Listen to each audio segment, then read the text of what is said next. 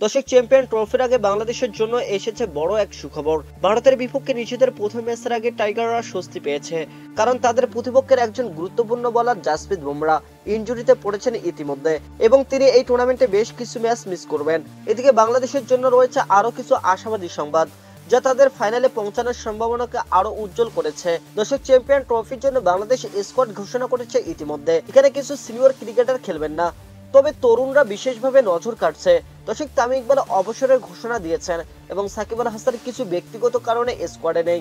তবু নতুন অধিনায়ক নাজমুল হোসেন শান্ত ও তাসকিন আহমেদের ওপর প্রত্যাশা রয়েছে। দলের স্কোয়াড যথেষ্ট শক্তিশালী এবং সেমিফাইনালে খেলার যোগ্যতা রাখে, তবে তাদের জন্য সফল হতে হলে নিজেদের পারফরমেন্সের ধারাবাহিকতা বজায় রাখতে হবে। দর্শক, বাংলাদেশ দলের জন্য সবচেয়ে বড় সুখবর হলো ভারতের main pacer Jasprit Bumrah injury.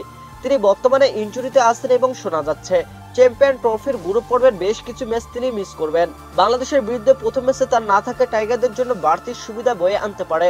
দর্শক, বুমরাহ যিনি বর্তমানে বিশ্বের অন্যতম সেরা বোলার, বাংলাদেশের বিপক্ষে তার ক্যারিয়ারে 5 ইনিংসে 12টি উইকেট নিয়েছেন এবং তার গড় ছিল 18। এছাড়া বুমরাহ যখন মাঠে থাকেন তখন ব্যাটসম্যানদের জন্য তাকে মোকাবেলা করা খুবই কঠিন হয়ে পড়ে। তাই যদি এই ম্যাচে বুমরাহ না থাকেন তাহলে বাংলাদেশের ব্যাটসম্যানদের জন্য এটি একটি বড় সুখবর হবে। বাংলাদেশের জন্য গ্রুপ পর্বে ভারত পাকিস্তানের মতো শক্তিশালী দলের সাথে খেলা চ্যালেঞ্জ হয়ে দাঁড়াতে পারে।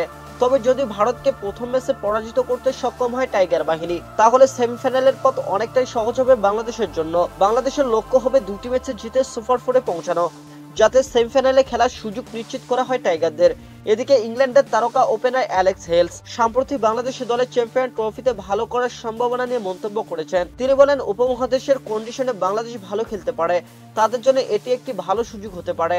তিনি আশাবাদী যে বাংলাদেশ সেমিফাইনালে খেলার সুযোগ পাবে এবং এই টুর্নামেন্টে তারা একটি শক্তিশালী দল হিসেবে আত্মপ্রকাশ করবে। চ্যাম্পিয়ন ট্রফির জন্য বাংলাদেশের প্রথম ম্যাচ 20 ফেব্রুয়ারি ভারতের বিপক্ষে।